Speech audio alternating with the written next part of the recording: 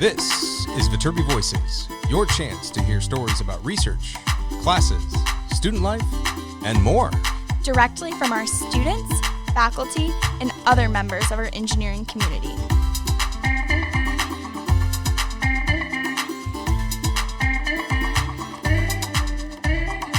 All right here at the USC Viterbi School of Engineering.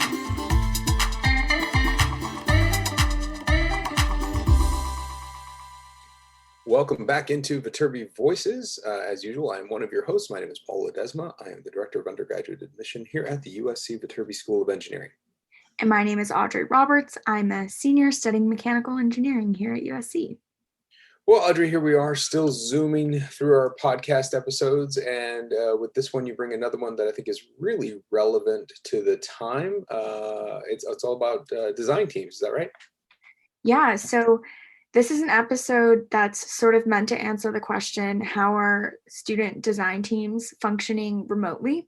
So I think USC has a really rich culture of design teams. I think almost every Viterbi student is involved in some form of design team in one way or another.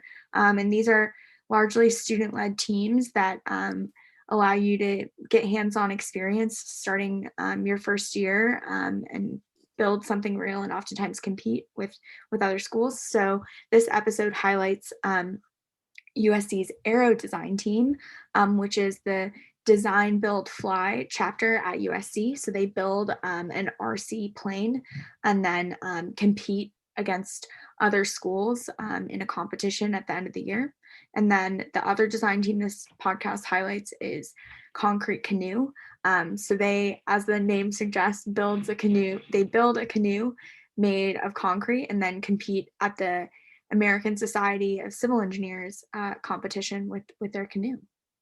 Yeah, I think this is a great episode because you're right. The idea of design teams is a big part of a student's journey when students want more hands-on activity.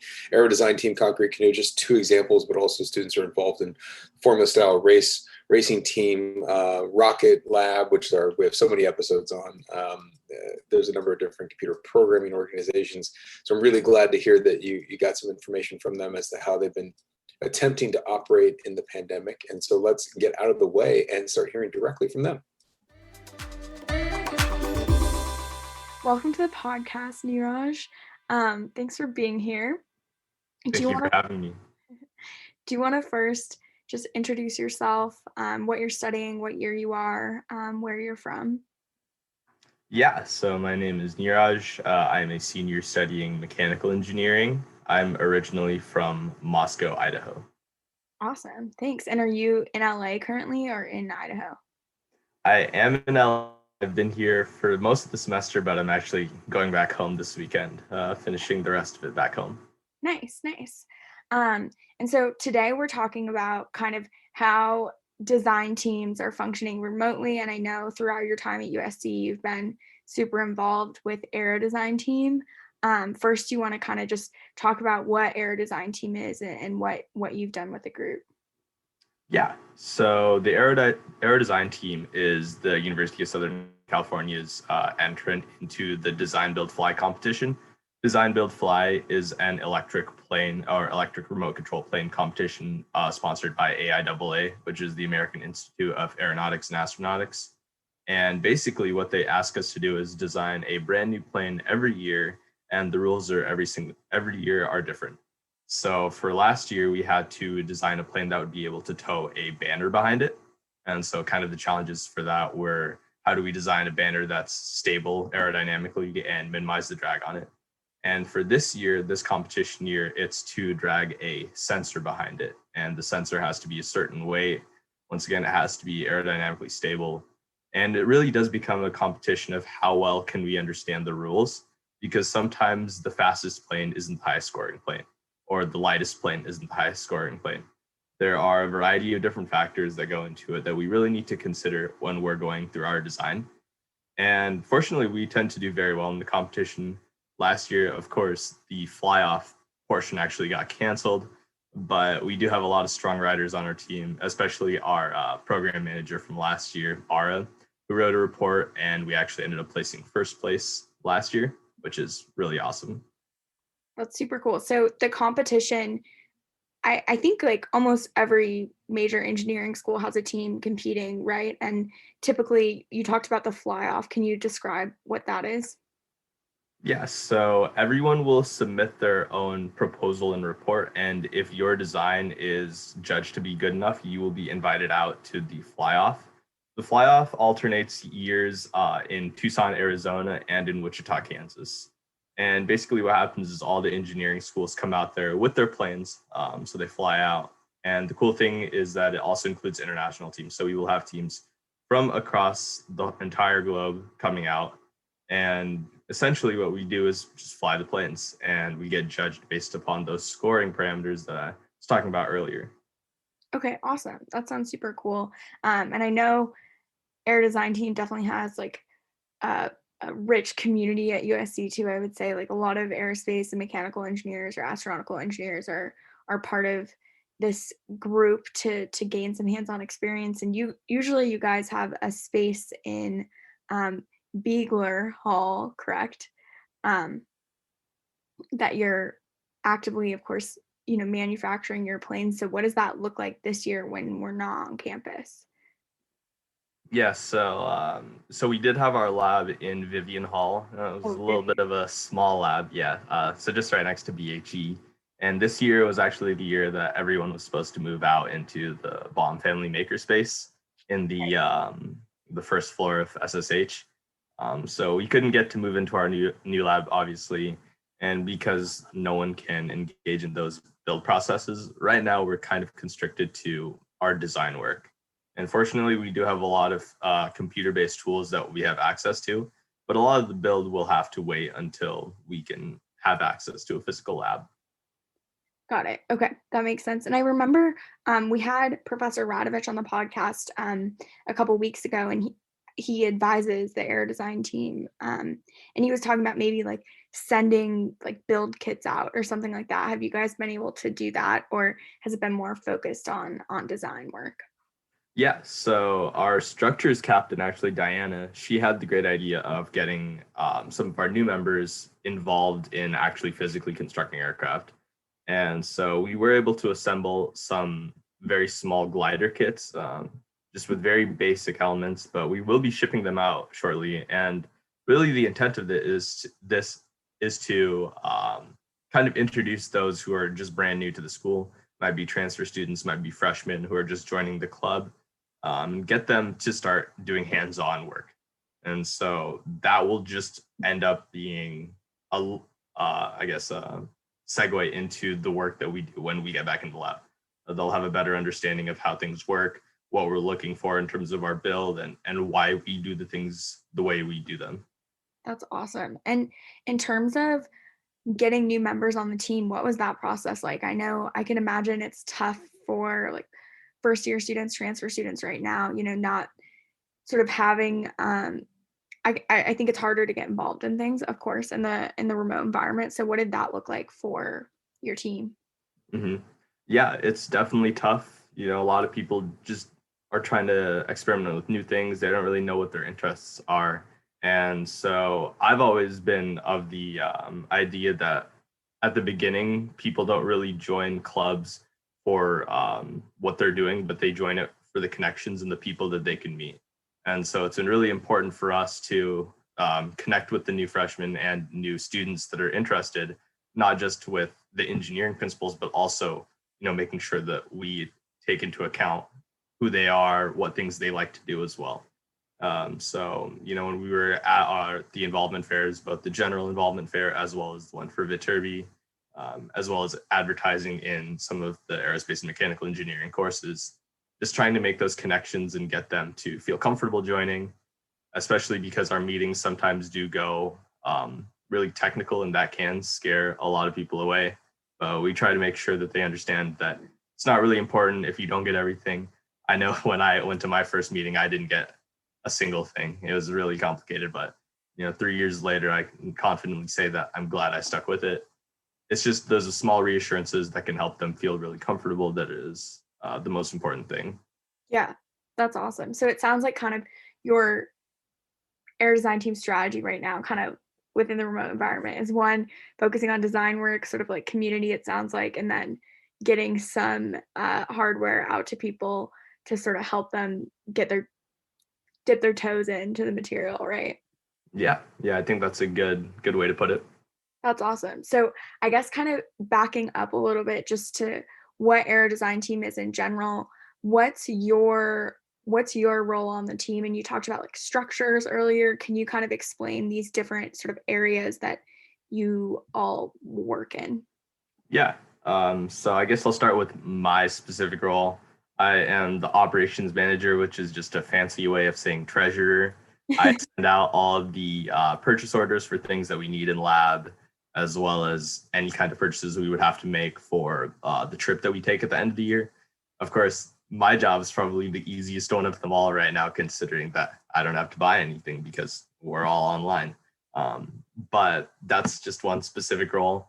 We have a variety of different captains that function in different roles. So I guess at the top, we have our program manager, which is just fancy word for president. And that's really the person that leads the club, leads the meeting, attends all the Viterbi meetings as well. And then going into the structure of the design team, it starts with our chief engineer, Drew. And he's the one that starts off the year with setting the design objectives, doing the score analysis to kind of guide the team. And he has to have a really good understanding of not only how the scoring will work, but also how every single component of the plane will end up integrating into the plane at the end of the year. And so, understanding aerodynamics and understanding airplane design from a very high level is important for the chief engineer, and Drew does a great job with that. Going from the chief engineer, we can go into really two different groups of captains that we have. And the first are the analysis captains, and this is mostly the design work that I'm talking about. And a lot of what they're doing is dealing with high level computational systems and understanding exactly how we're going to model this and how we can prove that our plane is the best plane. And once they're able to do that, we can kind of take those parameters that we've developed and send them off to our build team, who will then design some of the things that will actually go into the physical aircraft. And so on that build team, that includes those who will be designing the structure, as well as the fuselage at the wing. We can talk about the landing gear as well. We can talk about the flight surfaces. So all these small things need to go into it together. And so all three of those groups kind of work together to ensure that our design is the best and that it is structurally sound so that we can fly. Okay, awesome. That's super cool. So it seems like, there's a lot of different, you don't have to be an aerospace engineering major to be a part of this club, because there's so many different components that go into some sort of RC plane like this. So that's awesome. Mm-hmm. And I guess just for you personally, what do you think you've gotten out of like being on Aero Design Team throughout your time at USC? I know we're wrapping it up here, so. I know it's been a ride. I would say probably the best thing I've gotten out of it is just really enhancing my presentation skills. So every single Monday we have our weekly meetings, and that's everyone in the club, as well as our faculty advisors, which is Dr. Radovich, as well as our pilot Wyatt. And we essentially just have to present what we've done through the week. And at the very early stages, it's very intimidating. You're not very confident in your design, and you'll go up there and present and get a lot of feedback. And sometimes it can be really hard.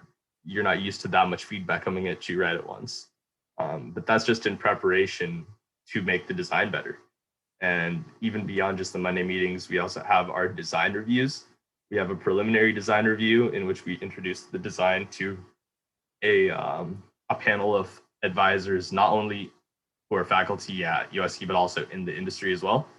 And then we have our critical design reviewers, where we should have more of a finalized design. And both of those are very professional events. We dress up, you're presenting to 30 plus people, and it can be very intimidating as well to have to go up and defend your design in that way.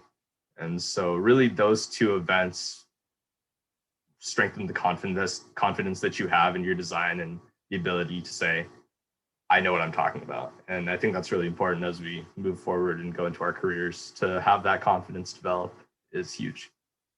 Totally, yeah. And I think that's almost something we don't think about enough with like maybe some of the most valuable skills you get out of just in general kind of we're both studying the same thing, but our undergraduate degree, like we always think, oh, you need X, Y, and Z technical skills, which is true, but to a certain extent, technology is always changing. Those are finite, but these skills where you can, A, like work with a team, and then B, sort of work with your team to present technical information, no matter what it is so important. I think that's not something I realized my first year coming into school, but looking back on it, that's probably one of the biggest things I've learned too. So it's cool that you have that almost kind of formal setting and Air Design team to exercise those skills. Yeah. I know we have it in Metcalf's a little bit too, and design. But well, awesome. And then I'm curious. So typically, it sounds like right now you guys would probably be in a pretty intense design phase, no matter what. How much do you think the design phase is impacted by not being able to like prototype stuff in lab or that sort of thing? Is working, in sort of virtual tools sufficient to be able to prepare for those design reviews, or what's that like this semester? Yeah. So yeah, that's a good question. We typically do start with the design just on pen and paper, right? With our computer tools, we're not getting to build it right away. But around this time is when we would start having our first prototypes done and hopefully heading out to a local airfield so that we could fly. And not being able to do that is huge because we can only predict certain phenomenon that we will observe, and we can't really experience that for ourselves. Fortunately, our pilot Wyatt also has some RC aircraft that he flies just personally, and he was actually able to take those out by himself because we're not allowed to go out as students. And so he was able to take some video that would help us get a better understanding of how we can go about it, but not being able to do that ourselves is tough. As for just build in general, it's important to know that our captains start new every single year. So they're also honing their skills from the very beginning of the year towards the very end. And so they have all the small little intricacies that they get better at throughout the year, and not getting that experience from the get-go is tough. That just means we're going to have to spend more time down the line really refining our planes so that when we finally build the competition grade plane, it'll be as precise and as, as good as it can possibly get. Got it. That makes sense. And do you have a plan for down the line? I think there's a lot of uncertainty, like in the case that, next semester is in a remote environment too. I think none of us know what next semester really looks like, but will the competition be modified? So kind of like last year, maybe you don't have the portion where you travel to Kansas or Tucson, and then it'll be more just submitting your proposal. Do you know what that would look like? I guess it's up to speculation right now. I know that AIAA did say that they would be letting us know no later than November 20th. So just around the end of this first semester, what would happen?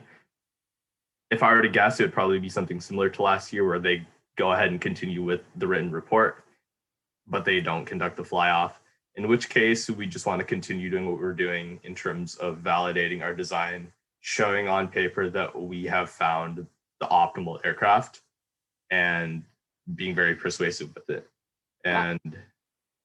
And yeah, it is unfortunate that is a very real possibility, but fortunately, computer tools do provide somewhat of an alternative that we are grateful to have.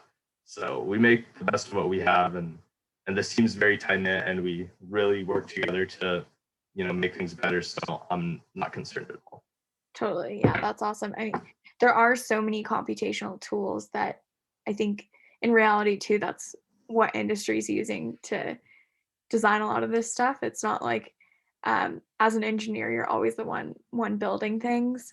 Maybe you're sending drawings to be manufactured. So I think you can still sort of get a pretty realistic experience even in the remote environment. Well, that's awesome. Well, I hope you guys are able to build and fly your plane, but if not, it sounds like you still have a lot of great things going for you. So any last words for anyone either interested in design teams like Air Design Team or just interested in sort of getting hands-on experience given the constraints of right now? I guess my main thing would be, if you are interested, reach out. And that's not just for our design team, that is for any kind of design team at Viterbi. And I think it can be very intimidating if you don't have any experience or you really don't know what you're doing. And it's just important to know that everyone's in that boat from the very beginning. So that shouldn't stop you from trying to get engaged in these new things, and just be confident and reach out. I think that's the main thing. Yeah, I think that's great advice. Well, thank you so much, Niraj. I really appreciate it, and I hope you are staying well. Thank you for having me, Audrey. Take care. All right, welcome to the podcast, Emily. Thanks so much for being here. Do you want to start off just by introducing yourself? My name is Emily. I'm a third year studying civil engineering, and I'm this year's Concrete Canoe project manager. My hobbies are baking. Alongside at school, I'm involved with ASCE, which is the American Society of Civil Engineers, which is Concrete Canoe is a design team, a part of that organization, and I'm also a part of Science Outreach, which is a volunteer organization to teach second and third grader science every week. That's awesome. Well, thanks for being here. And I guess just to start off, how are you doing with everything going on right now? I'm doing well, hanging in there. I think the first few weeks were easygoing, and then the last 2 to 3 weeks were just midterms, and I think we got over that first wave right now. So I think it's been chill at the moment, but that's definitely. Midterm season is tough. I think especially with the remote, it makes it a little hard. But well, I'm glad to hear you're doing well. And I know today we're going to talk about Concrete Canoe. So do you mind just introducing what Concrete Canoe is and maybe the connection, as you sort of described earlier, to the broader like civil engineering organization? Yeah, so Concrete Canoe is a design team that's a part of the American Society of Civil Engineers.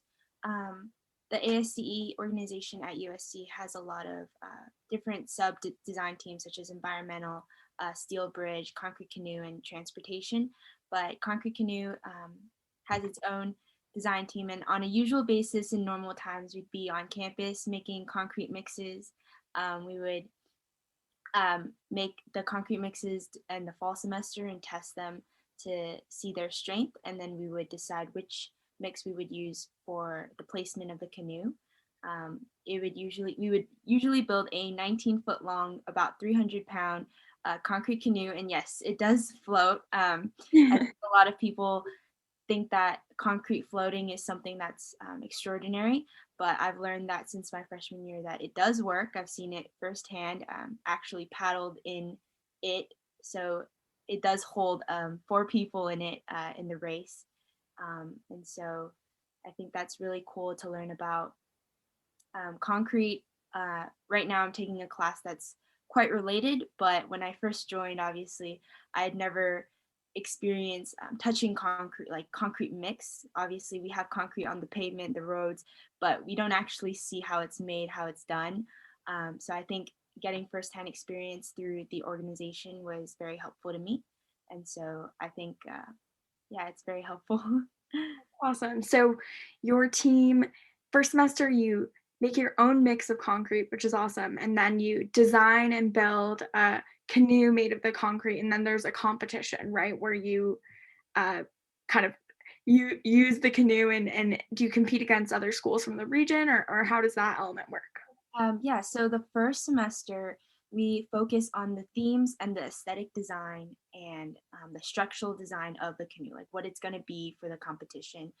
We make mixes in, we call them cylinders, and then we take them to the lab in CAP, and we just test them and see which would be the strongest and fits the requirement of the competition. In the spring, we have a designated day to make the canoe, which is pour day.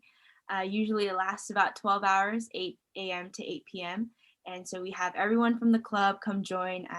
We make the mixes, so they're pretty moist, and so like before they dry, so that they could be placed on the canoe. That canoe is let there for 28 days to cure so it can harden and build its strength. During that time, the team has its paddling practices.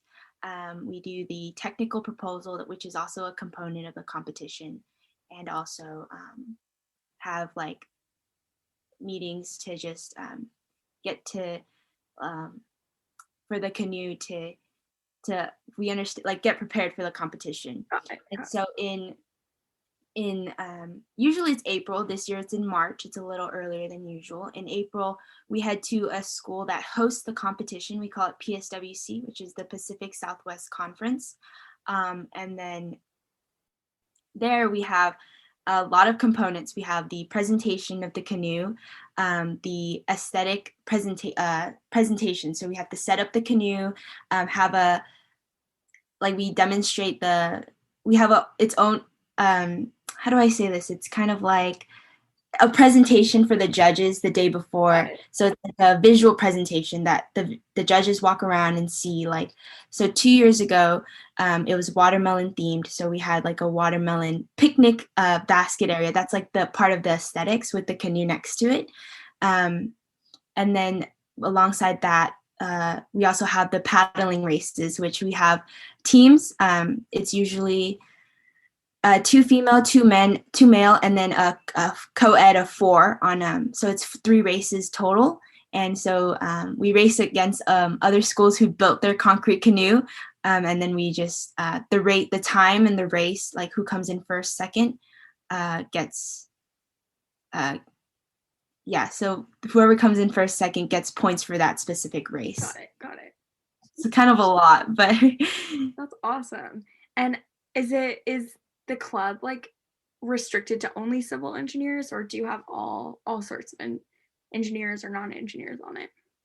Absolutely not. So 2 years ago, before I had joined, we had a canoe captain that was actually a mechanical engineer. He helped design like the whole design of the canoe, which is how we get it sent to the people who make the mold for the canoe. And he also helped us make a hot wire cutter that actually we use to this day. And then last year we had other majors such as business who were interested in just concrete canoe come help us out. So we're very welcoming of all sorts of majors, all sorts of people who are interested in just learning about concrete. Join us. That's awesome. And sort of as the project manager, right, of Concrete Canoe, what is your role encompass, and what does that look like for you? I think this year it's going to be a little different. Last year I was merely just the assistant project manager. So I assisted the project managers who manage a lot of things. They are in charge of buying the materials and the proportions for, such as like the aggregates for the concrete, the cement, and the liquid. They're in charge of that. And then managing the meetings and members who want to come help out during those times. Getting those mixes and testing was also one of the project managers last year's duties. This year, I see it a little different because we are kind of going virtual this semester. So everything would be online. We would be, as a project manager this year, I think it's really important to just have meetings and get everyone involved. And then my assistant project managers also really help during this time because I think it would be really overwhelming to just manage everything on its own. So like they help with meetings and getting everyone like excited to be joining. And then we're doing for this year, we're doing we're proposing a concrete mix that might work, that adheres to the rules. So we can't go to the lab to do testing. So everything would have to be done by calculations. So I think as a project manager, I just help lead that and just see how like everything works out for now. Totally. That makes sense. And you kind of started to mention like some of the changes this year, given that, you know, we're all in a remote environment, no work is happening on campus. So how has that impacted your team? And you mentioned like everything is hand calculations instead of testing. What do you think the impact will be to your team for that? Personally, if I'm speaking for this semester so far, we just had our first meeting yesterday, which was just an introduction to the club. Um, uh, Partly due on my part was because I think everything being on Zoom, it was kind of overwhelming at first. So it was kind of difficult to get everything on board. So like, okay, this is time to have a meeting. I think one of the difficult parts about doing hand calculations is actually understanding the concrete mix and the design and like how the different portions of materials come together. Doing that virtually is going to be really tough because Concrete Canoe is a very hands-on like design team. So a lot of people get their experience mixing the concrete, the little. So I don't know if this is too much information, but usually when we make the concrete mixes, we have the amount of aggregates and liquids labeled in pounds so that we measure it out and stuff. But then this time we have to calculate that, and the members who want to join, they aren't able to like get the hands-on experience. So it'll have to be a lot of thinking and mentally, and I don't know if that explains that, but Yeah, no, totally. I can totally relate to this. I think it's hard to sort of contextualize and visualize like why you're doing certain calculations without, actually getting to build stuff. You can only be stuck in that design sort of sphere for so long until you really need to test something, or like you said, usually you guys would be testing mixes right now, or until you need to build something. So I can totally relate to how that is going to be a challenge for your team. Are there any ways you're sort of planning on mitigating that and making sure, especially maybe new members, like have the support they need to know how to do those calculations? I think on previous years, the project managers would sort of make the mixes and test them in the lab. And this year, I think being more transparent, because my freshman year when I first joined, I think it was really difficult for me to like just understand. Like I was a freshman in civil engineering. I didn't have a lot of experience in anything. So just getting the hands-on experience was very helpful. But this year, since we're kind of all learning about the hand calculations, myself even, I think it's nice. It would be nice to just be more transparent. Like if I were to do a certain calculations for the proposal, I would show the team members and we would be able to discuss it. So everyone would be on board. I think that's a good idea to just, because I myself I'm also learning the calculations. I haven't really done much, but I think having a team that discusses it would be very helpful for this semester, especially. Definitely, that makes sense. And I think that sort of brings like one other element of why design teams are so important. Like obviously we're getting this through design teams, you get this hands-on experience that we've kind of been discussing and technical, background too. But another big element is the community part of it and getting to meet with people. I guess, what do you feel like's lost from that being online, and how do you think like Concrete Canoe and maybe the American Society of Civil Engineers at USC more broadly can kind of like fill in those gaps and help people, make friends in this virtual environment and still sort of feel together? Yeah, so usually you said it all. When we come together and make concrete mixes, we really bond together. We're just kind of like getting our hands dirty, talking about our day. I think now it's very difficult because I find that personally Zoom isn't super inviting for me. I'm on Zoom for classes all day. So when we do have meetings, we plan on having like socials. So like next week, we plan on discussing the theme, but also making it casual. So it's not going to be super formal, like they're hearing another presentation or another lecture. It'll just be, okay, we're here to come together. We'll talk, get to know each other, and also like, what are some theme ideas that you have for this year's canoe? Just playing some games. And I think having these socials are really important to just like getting to know each other as friends, because I think it might be a little awkward just being like, yesterday we had our first meeting. If we didn't break the ice, it would have just been people with their cameras off just listening to us, but we got them involved and got to know about them. So I think doing that, and ASCE also like being inviting in that sort, it would be super helpful in making friends and acquaintances within ASCE. That's awesome. Yeah, I think it's totally true. It's easy to sort of, have your video off and sort of passively engage with things. But, for students to get to know each other, you kind of have to get past that. So that's cool that you guys have done that. And I guess just like pre-COVID, what do you think, like for you personally, you talked about how like mixing the concrete together was super fun. Like what sort of friendships have you made from being involved in ASCE and Concrete Canoe?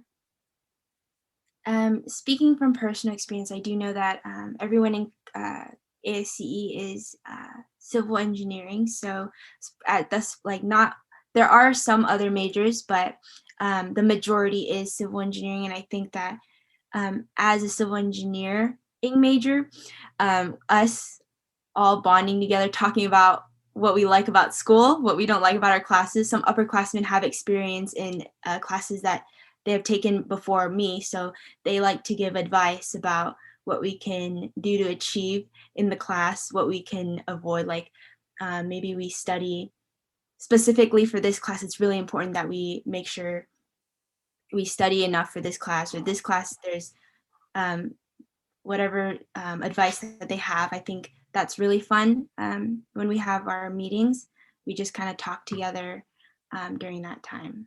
That's awesome. Yeah, I always hear, I feel like civil engineering is one of the closest majors. I think like a lot of people are friends in the major just because it is a little bit smaller. And I think that's super cool to have that. So that's awesome. And then I guess kind of taking a step back, looking at concrete, I love the way you talked about concrete and being so passionate about it. I have always been super interested in concrete personally as well. So I guess just from Concrete Canoe, what are some of the like interesting things you've learned about this material? I think like oftentimes we sort of take it for granted a little bit. Yeah, so I didn't know, as I mentioned earlier, concrete has a curing process. So when it's mixed first, it has to be cured. So it hardens and it reaches its maximum potential of its strength. And I didn't really know that before. Like we see them on the roads, but we don't really, I don't know, I didn't really have much knowledge. So it's just learning about the curing process was super interesting to me. I think one of the fun things about concrete are the materials that are a part of it. I didn't know we actually use cement. So Portland cement is, we know that cement is a part of concrete, but there are so many aggregates that were involved, like these little sand that helps make the concrete stronger. And for the competition itself, we have to make sure it's not super heavy. Obviously, it's really difficult. It's actually really heavy. The 300-pound canoe, when we go practicing, we have about like 5 or 6 people carry the canoe, and concrete we know is heavy.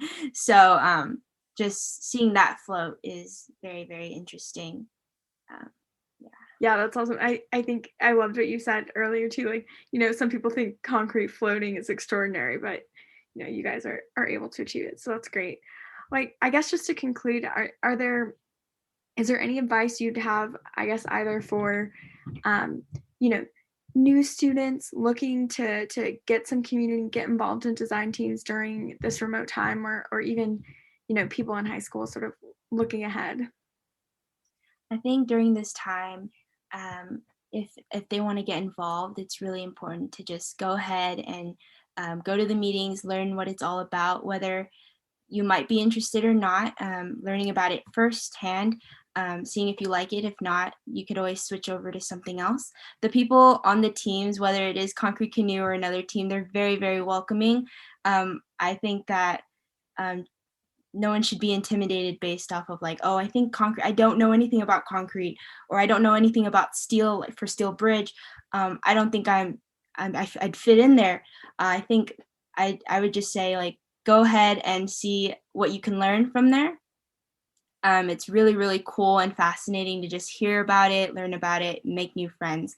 And during this time, yes, it might be a little tiring to go on more Zoom calls, but some of them aren't as lecture-y. They're just super casual and get to know people meetings during this time. So I think that's some advice that I would give. Just like, don't be afraid to be intimidated about like not knowing what is going on, because I didn't know anything that was going on in Concrete Canoe when I first joined freshman year, but I've learned so much, and I'm really appreciative of that. That's awesome. Well, thank you so much, Emily. I'm excited to see what your team does this year with Concrete Canoe, and I hope you are staying well and getting through the Zoom. Yeah, we're really hanging in there during this time.